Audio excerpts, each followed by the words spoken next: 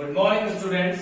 आज हम John Milton की जो पोएम पढ़ रहे हैं, दूसरी पोएम ऑन टाइम, उसका लेटर पार्ट जो आखिरी बचा हुआ हिस्सा है कुछ लगभग 8 लाइनों का, उसको देखेंगे। तो मैं कल टाइम के बारे में आपको समझा रहा था। टाइम जो एक यूनिवर्सल कंसेप्ट है, सार्वभौमिक अवधारणा है, उसको एड्रेस करते हुए मिल्टन कह रहा है, क्योंकि मैंने आपको पहले बताया था टाइम 2 प्रकार के होते हैं, एक बुरा समय, एक अच्छा समय। अच्छा समय स्थापित, जैसा कि विज्ञान का सिद्धांत है कि कहीं पर रिक्त स्थान होता है वहीं पर वायु अपना स्थान घेरती है, उसी प्रकार जब एक चीज पहले से होगी तो उसके हटने के बाद ही वहां दूसरी चीज आ सकती है। जब बुरा समय गुजर जाएगा, जब बुरा समय समाप्त हो जाता है, तभी उसको रिप्लेस करने के लिए अच्छा समय आता है, लेकिन बुरा समय निकलेगा तब अच्छा समय आएगा। इसीलिए मिल्टन कह रहा है बुरे समय को, कल जो मैंने आपको बताया था उसको थोड़ा समझ करता हूं मैं, फिर अपन कनेक्ट होंगे इस पोएम से आगे। कि बुरा समय तेजी से गुजर जाए, ऐसा समय जिसमें लोग ईर्ष्यालु होते हैं, यानी कि एक दूसरे ईर्ष्या करते हैं और बुरे कामों में लिप्त रहते हैं, ऐसा समय गुजर जाए, जल्दी से गुजर जाए, ताकि व्यक्ति अच्छे कार्यों की तरफ आगे बढ़ सके। आगे मिल्टन टाइम को एड्रेस करते हुए कह रहा है, उस हिस्से में बताया गया था कि बुरे समय में किस तरह की परेशानियां होती हैं, बुरा समय किस प्रकार का होता है, या बुरा समय क्यों गुजर जाना चाहिए वो। लेकिन अब इस वाले हिस्से में बताया गया है, यदि बुरा समय गुजर जाता है और अच्छा समय आ जाता है, यानी सत्यता, सत्य, शांति और प्रेम, इन तीनों के साथ मिलकर के एक त्रिआयामी व्यवस्था स्थापित हो जाती है, जो कि ईश्वर की तरफ ले जाती है हमको।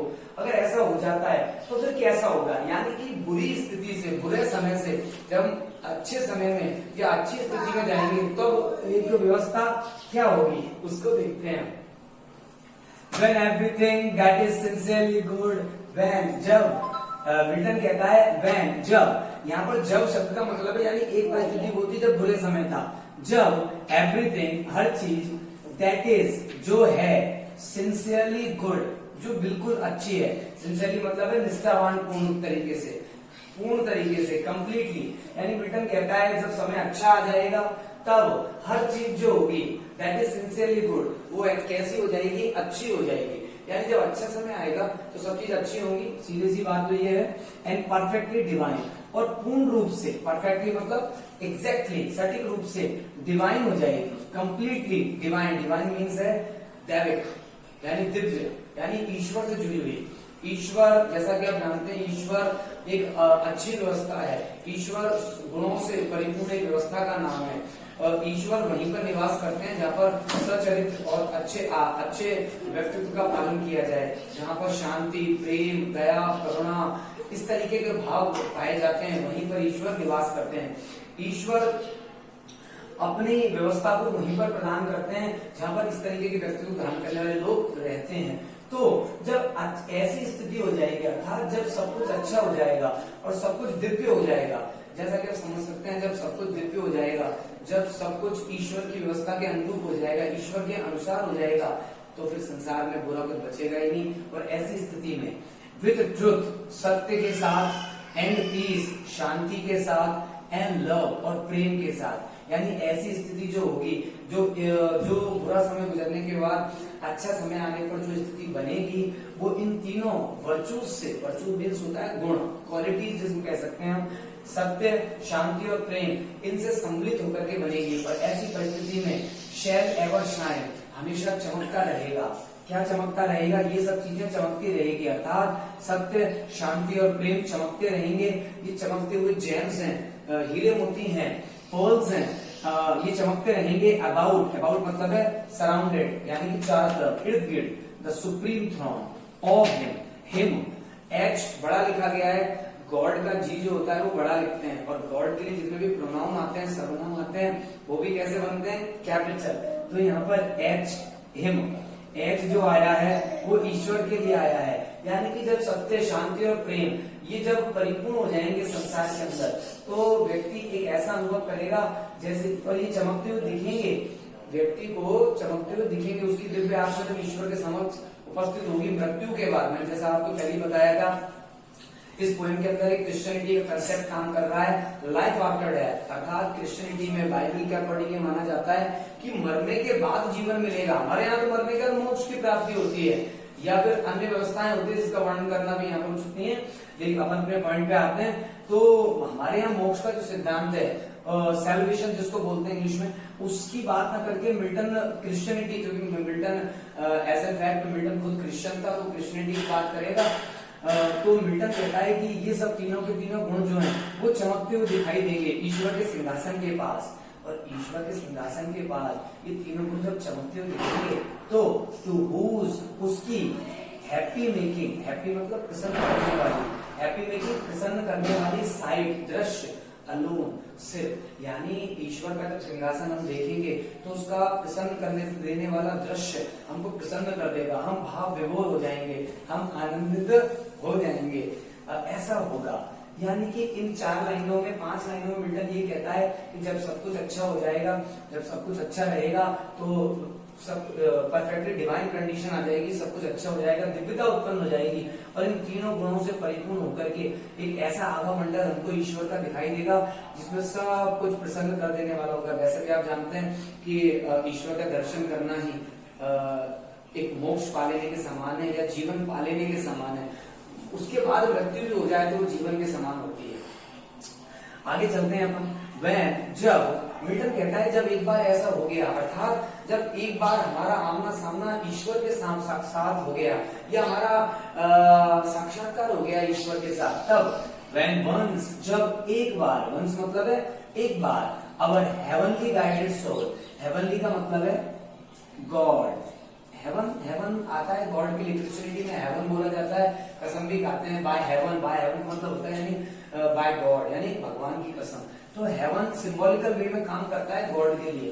तो हेवनली गाइडेड सोल का मतलब है गॉड के द्वारा गाइडेड, यानी कि इंस्पायर्ड, गाइडेड कह सकते हैं, कंट्रोल्ड या इंस्पायर्ड। हेवनली गाइडेड सोल यानी कि इंस्पायर्ड बाय गॉड, यानी कि वो आत्मा जो हमारी ईश्वर के द्वारा निर्देशित होगी, कंट्रोल्ड होगी या इंस्पायर्ड होगी। जब हम ईश्वर की तरफ चले जाएंगे, ऐसी स्थिति में जब समय अच्छा आ जाएगा, हमारी सारी स्थिति अच्छी हो जाएगी, हम सदाचार को धारण कर लेंगे, हम बुराइयों को त्याग देंगे, सांसारिकता से दूर हो जाएंगे, तब हमारी आत्मा ईश्वर द्वारा निर्देशित होगी, कंट्रोल्ड होगी, इंस्पायर्ड होगी। और उस कंडीशन में हमारी आत्मा जो है शैल क्लाइम, क्लाइम मतलब ऐसे चढ़ना होता है, लेकिन यहाँ पर क्लाइम का मतलब है अडेप्ट। और अडेप्ट यहाँ आप अच्छे से समझें, एक वर्ड होता है अडॉप्ट। अडॉप्ट मतलब होता है गोद लेना, लेकिन ये है अडेप्ट। ए है, अगर एक ही जगह ओ आ जाएगा तो अडॉप्ट हो जाएगा, अडॉप्ट यानी गोद लेना। और अडेप्ट, अडेप्ट मतलब होता है अनुकूल करना, यानी जब हमारी आत्मा ईश्वर के द्वारा निर्देशित हो जाएगी। आप समझ सकते हैं जैसे हिप्नोटिज्म होता है, वशीकरण होता है। वशीकरण में क्या होता है, जो व्यक्ति जिसके द्वारा वश में कर लिया जाता है वो उसी की बातों को मानता है। अब जब कोई व्यक्ति ईश्वर द्वारा प्रेरित हो जाएगा, ईश्वर द्वारा कंट्रोल्ड हो जाएगा फुल्ली, तो वो ईश्वर से अपना तारतम्यता बिठा लेगा। जैसे फॉर एग्जांपल जब कोई नया टीचर क्लास में आता है तो आप लोगों को सबसे बड़ी प्रॉब्लम ये आती है कि उसकी जो फ्लुएंसी है या उसका जो वे ऑफ टीचिंग है उसके साथ आपको कंप्रोमाइज करना पड़ता है, एडजस्टमेंट करना पड़ता है आपको, अदरवाइज आप क्या डिफीट कर जाएंगे। तो ठीक उसी प्रकार टीचर या तो आपके साथ करे एडजस्टमेंट या आप टीचर के साथ करें। उसी तरीके जब परमात्मा के साथ हमारी आत्मा का एक अनुकूलन हो जाता है, समानुकूलन हो जाता है, उस स्थिति में देन ऑल दिस अर्थली, तब क्या होता है, अर्थात जब ये आत्मा ईश्वर के समक्ष उपस्थित होगी तब होगी डूम्सडे पर। अगर क्रिश्चियनिटी के हिसाब से बात करें तो हम हिंदू धर्म के अनुसार, यदि हमारे भारतीय वैदिक पौराणिक ग्रंथों के अनुसार बात करें तो हम ये मानते हैं कि प्रलय काल आएगा, जब सब कुछ समाप्त हो जाएगा, ईश्वर में लीन हो जाएगा। इसी को क्रिश्चियन लोग कहते हैं डूम्सडे। डूम्सडे वो अगर ये हमारे इक्विवेलेंट है, यानी कि हमारे हिंदी के जो शब्द है प्रलय काल उसके ही समानार्थी है। डूम्स, डूम्स मतलब होता है पतन, प्रलय, प्रलय का दिन, ये ऐसा क्रिश्चियन मानते हैं। ऐसा एक मुस्लिम में भी माना जाता है, जलजले का दिन कहा जाता है उसको, और हमारे यहाँ पर प्रलय काल कहा जाता है, जब भगवान विष्णु के किसी अवतार की कल्पना की जाती है, कल की अवतार की कल्पना की जाती है, जिनकी अग्नि समस्त संसार के खंड खंड हो जाने की कल्पना की जाती है। तो उसी प्रकार से हम आते हैं यहाँ पर, जब एक बार हमारी ईश्वर द्वारा नियंत्रित या ईश्वर द्वारा प्रेरित आत्मा शेल क्लाइम ईश्वर के साथ सामंजस्य बिठा लेगी, तब देन ऑल, तब क्या होगा, ऑल सब कुछ, दिस अर्थली, तब ऑल दिस अर्दी, अर्दी मतलब पृथ्वी से जुड़ी हुई, यानी कि जिन चीजों की हमको पृथ्वी पर आवश्यकता पड़ती है इस लाइफ के साथ, इस ह्यूमन बॉडी के को सर्कुलेट करने के लिए, संचालित करने के लिए हमको आवश्यकता पड़ती है, वही अर्दी हो गया। अर्दी ग्रॉसनेस, ग्रॉसनेस मतलब होता है लिप्तता, वैसे इसका मतलब होता है जो ईशता होती है, लेकिन यहाँ पर इस पॉइंट के अंदर हम कह सकते हैं लिप्तता, अर्थात हमारा जो शरीर जो इस सांसारिकता में, अर्धी मतलब सांसारिकता बोल सकते हैं, अगर इंग्लिश में बात करें तो वर्ल्डली, एक और शब्द कह सकते हैं इसको इंग्लिश में मेटलिस्टिक, ये सिनोनिम्स है जो मैं आपको टैली कर रहा हूँ, या आपको ठीक से समझने भी है। अर्धी मीन्स वर्ल्डली या मेटलिस्टिक, हिंदी में बात करें तो लौकिक संसार से जुड़े हुए।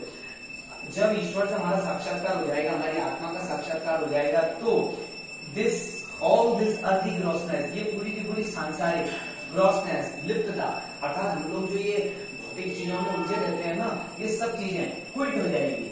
वैसे क्विट मतलब होता है छोड़ना, जैसे इंडिया क्विट मूवमेंट, भारत छोड़ो आंदोलन, लेकिन यहाँ पर क्विट का मतलब छोड़ना ना होकर एंड है, समाप्त। अर्थात जब हमारी आत्मा का साक्षात्कार ईश्वर से हो जाएगा, तो हमारा जो ये मन सांसारिकता में लगा हुआ है, भौतिक वस्तु में लगा हुआ है, ये सारे बंधन समाप्त हो जाएंगे।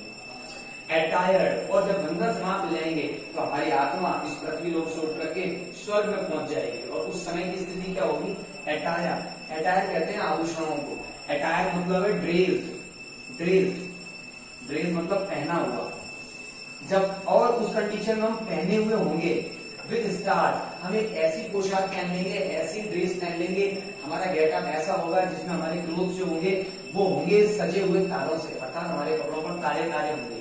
इस बात का मतलब समझिए, तारे हमारे कपड़ों में होंगे, इसका मतलब है एक नेचुरल एनवायरनमेंट होगा। स्वर्ग के अंदर जो कल्पना की जाती है वो बड़ा नेचुरल एनवायरनमेंट है, बहुत ही अच्छी, ऐसा माना जाता है कि वहाँ सुख सुविधाओं की कमी नहीं है, और ये फैक्ट बात है क्योंकि वहाँ ईश्वर का निवास है, तो वहाँ किसी की प्रकार की कमी का कोई सवाल ही नहीं उठता। तो वहां पर जब हमारी आत्मा पहुंचेगी तो हम एक नेचुरल सराउंडिंग से घिरे होंगे, प्राकृतिक वातावरण से घिरे होंगे। स्टार मतलब यहाँ पर तारा ना होकर, अगर हम इसको सिंबॉलिक वे में समझे, प्रतीकात्मक रूप में समझे, तो नेचुरल एनवायरनमेंट की बात है। तब हमारी आत्मा या हम एक प्राकृतिक आवरण से घिरे होंगे, और वी शैल फॉरएवर, और हम शैल फॉरएवर से हम हमेशा बैठेंगे, अर्थात उस वहां पर एक हमारे लिए सीट रिजर्व है एक तरीके से। यदि हम अच्छे कर्म करते हैं, यदि हम सत्य, करुणा, प्रेम, दया और सदाचरण के साथ जीते हैं, तो वहां पर हमारे लिए सीट रिजर्व है जिस पर जाकर के हमको बैठना है ईश्वर के सानिध्य में। और अगर ऐसा हो जाता है तो ट्रायम्फिंग मतलब विनिंग, यानी हम जीत जाएंगे। ऐसी कंडीशन में हम जीत जाएंगे। किसके ऊपर जीत पालेंगे? ओवर डेथ, मृत्यु के ऊपर कोई नहीं जीत सकता। यहाँ तक कि रावण भी अपनी मृत्यु को जीत नहीं पाया था, हाथ को अगर तो उसको मरना ही पड़ा। लेकिन ऐसी स्थिति में जब आत्मा ईश्वर के समक्ष उपस्थित हो जाती है और उस समय ईश्वर अपना सानिध्य या अपनी कृपा उसको दे देते हैं आत्मा को, तो आत्मा यानी हमारा जो शरीर है ये तो समाप्त हो चुका होगा, हमारी आत्मा भी परमात्मा में विलीन होकर के मृत्यु पर विजय प्राप्त कर लेगी, एंड चांस और अवसरों पर विजय प्राप्त कर लेगा। अर्थात इस शरीर को जिन अवसरों की आवश्यकता होती है उसकी आवश्यकता फिर नहीं पड़ेगी। एंड दी, और तेरे ऊपर भी विजय प्राप्त कर लेगी। दी ओल्ड इंग्लिश वर्ड है ओ टाइम, ओ समय, ओ टाइम, यहाँ पर एड्रेस कर रहा है समय को। फिर दोबारा एक चुनौतीपूर्ण तरीके से एक चुनौती दी जा रही है मिलटन के द्वारा के समय तू भी नहीं बचेगा, तेरे ऊपर भी मैं विजय प्राप्त कर लूंगा या हम विजय प्राप्त कर लेंगे। इस प्रकार से इस पूरी पोयम को यदि मैं समअप करूं तो इसके अंदर ये आता है कि मिल्टन टाइम को एड्रेस कर रहा है और टाइम को दो तरीके के पार्ट्स में बांटा है, बैड टाइम और गुड टाइम। गुड टाइम वो होता है जब सभी व्यक्ति दया, करुणा, शांति, प्रेम, सत्य, सदाचरण से को धारण करते हैं, और बुरा समय वो होता है जब लोग भौतिक वस्तुओं में लिप्त रहते हैं, पापाचरण को धारण करते हैं और व्याभिचार को धारण करते हैं, अलग अलग तरह की गलत गतिविधियों में लिप्त रहते हैं। ये बुरा समय होता है। तो इसको त्याग करके जब बुरा समय खत्म हो जाएगा, मिल्टन समय से ये एड्रेस करके कह रहा है, उससे अपील कर रहा है कि तेरा बुरा समय गुजर जाए, बुरे समय को तू खा जा समय और अच्छा समय स्थापित हो जाए। यदि अच्छा समय स्थापित हो गया तो सभी के सभी मनुष्य उस साक्षात परम ब्रह्म परमात्मा के दर्शन कर पाएंगे, उसके दर्शन का लाभ पा पाएंगे और अपने जीवन को साकार कर पाएंगे, और लाइफ आफ्टर डेथ का जो कंसेप्ट क्रिश्चियनिटी में आता है वो साकार हो जाएगा। तो इस तरीके से इस पोएम को मैंने आपको क्लैरिफाई किया, समझाया। इसके बाद भी यदि आपके कोई डाउट्स रहते हैं तो पैराफ्रेज आपको, इसका कंप्लीट पैराफ्रेज आपको दिया जाएगा, उस पैराफ्रेज को आपको रीड आउट करना है। उस पैराफ्रेज के बाद आपके क्वेश्चन, इस पोएम में क्वेश्चन आंसर है वो आपको पहले दिए जा चुके हैं पहली पोएम के साथ ही, उनको भी आप देखें और पैराफ्रेज को ठीक से स्टडी करके टेंस वाइज तरीके से उसकी हिंदी करें, उसको पढ़ के समझें और पोएम में जितनी बातें हैं उनको समझने की कोशिश करें। एक बात को जरूर ध्यान रखें, जितनी भी हम ये लिटरेचर के अंदर पढ़ रहे हैं ये हमारे भारतीय वैदिक ग्रंथों का अंश मात्र है। मैंने पहले ही बताया था, जैसा संबंध अणु परमाणु में है, जैसा संबंध एक पृथ्वी पर पाए जाने वाले मनुष्य और इस विशाल आकाश में है, उसी प्रकार का एक अतुलनीय संबंध है हमारे ज्ञान में और पाश्चात्य सभ्यता के ज्ञान में। हमारे ज्ञान के सामने उनका ज्ञान कहीं भी ठहरता है। तो ये हमारी वही बातें हैं जो घर पे हम सुनते भी हैं कि अच्छे कर्म करेंगे तो अच्छा फल मिलेगा, मोक्ष को प्राप्त करेंगे, अच्छा जीवन चलेगा, ईश्वर के सामने चले जाएंगे। वही सब चीजों को मिल्टन ने रखा है चर्च से जुड़े होने के कारण, क्योंकि इनकी लाइफ चर्च से जुड़ी रही थी अपने लाइफ के लेटर पार्ट में, जो एंडिंग पार्ट था इनकी लाइफ का उसमें। तो इस पोएम को आप एक बार रीड आउट करें, पैराफ्रेज को रीड आउट करें, क्वेश्चन आंसर पढ़ें। आज के लिए इतना ही, आगे अपन तीसरी पोएम को कल से स्टार्ट करेंगे। Okay, thanks for that.